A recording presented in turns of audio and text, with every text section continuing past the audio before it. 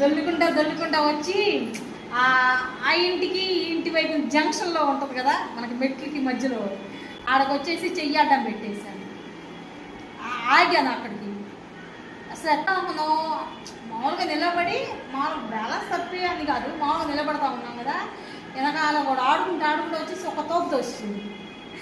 తోసేసరికి ఇంకా అర్థం పట్టు చిక్కలేదుగా, పొట్ట లావుగా ఉండే.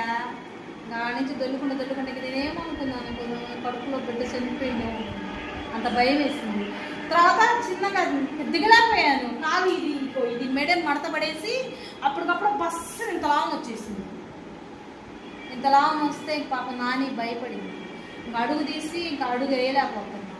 అప్పుడు పాపం స్నానానికి కూడా నానియే బాత్రూంలో నీళ్ళు పెట్టి 4 రోజులు అట్లా ఉండి ఆ పిండి కట్టేసి ఆయిల్ వేసి అదేసి ఇదేసి మళ్ళీ టాబ్లెట్లు వేసుకుంటే ఏమన్నా అయిద్దాం అని చెప్పేసి అప్పుడు హాస్పిటల్కి వెళ్ళి మళ్ళీ స్కానింగ్ తీపిచ్చి పొట్టలో ఏమైందో ఏంటో అని చెప్పేసి చూపించుకొని వచ్చా.